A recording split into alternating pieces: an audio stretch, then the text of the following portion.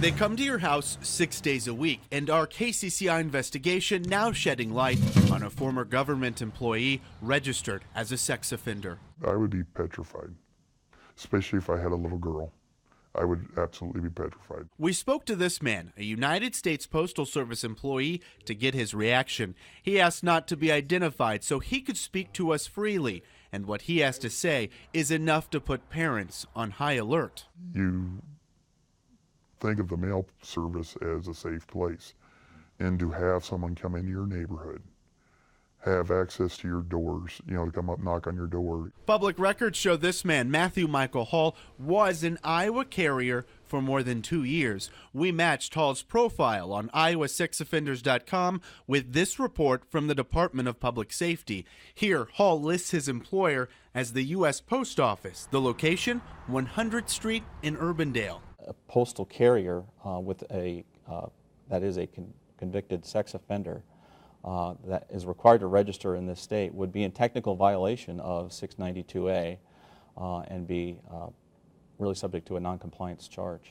That's because Iowa law bans convicted delivery drivers, both government and private, from stepping on the property of a school, library, and daycare facility. It's certainly an area that parents want to protect their children. They expect extra layers of protection, especially where kids might be able to roam more freely. I went straight to USPS officials for answers, asking if they were aware of Hall's criminal history and if any of his routes included schools or daycares.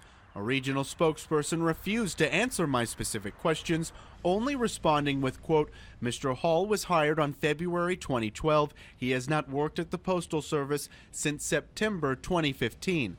Pursuant to federal law, the Postal Service does not comment or respond to questions regarding internal personnel matters.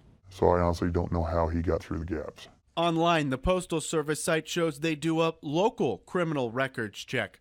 Problem is, Hall was convicted of aggravated sexual assault of a child in Bell County, Texas. Details about the crime are not hard to find. A simple Google search turned up this article from the Temple Daily Telegram.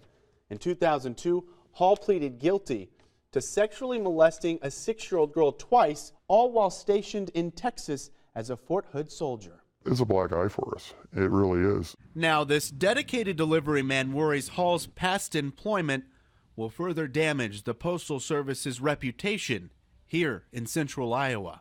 I'm sure after this gets out, the kids that I see every day, they won't come out the truck. Their parents will be scared because they won't know. Everywhere you looked, things that just aren't supposed to happen. I don't care about dinner. We're getting out to the park this afternoon. On a Friday in February, even the moon didn't want to miss out.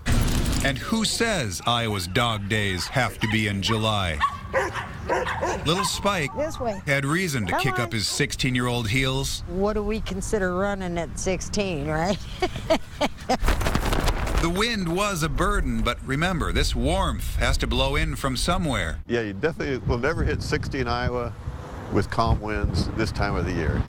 At the South Side Mr. Car Wash, 8-9 is your change. the wait Thank you. You have a good night, sir. was over 20 minutes, but it's hard to fight this instinctive warm weather reaction. It's Friday also. You want to look good for the weekend.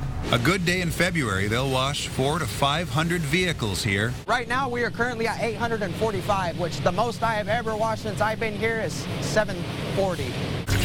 The statewide meltdown left mud down everywhere. The geese that never left aren't complaining. Neither is she. 60 degrees in Iowa in February. A little wind and a little mess. A small price to pay. Isn't it wonderful?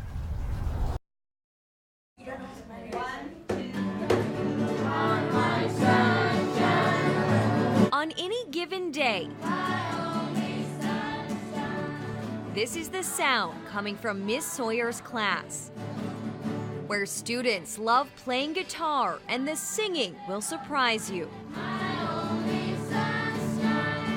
Each child here has a story. Many are posted on the wall as a reminder where they came from. Many of our students are from the Burma or Myanmar population or country who had to flee to Thailand or Malaysia. Immigrants and refugees whose young eyes have seen things no one should. We just came up about like a refugee camp. Some speak many languages. Thai, English, Karenni, and Kayan. But what they all have in common is learning English through music. You turn music on or you start playing your guitar and just right away you've got them and you're connected. With each note, they learn. With each song, their vocabulary grows. And that's why their teachers are raising money in hopes of getting everyone a guitar to take home and practice. They sing it with their heart. They love it. It's easy to see the joy in their eyes when they step in this room. The sadness turns to smiles. I'm sad. I want to play guitar, and guitar makes me happy.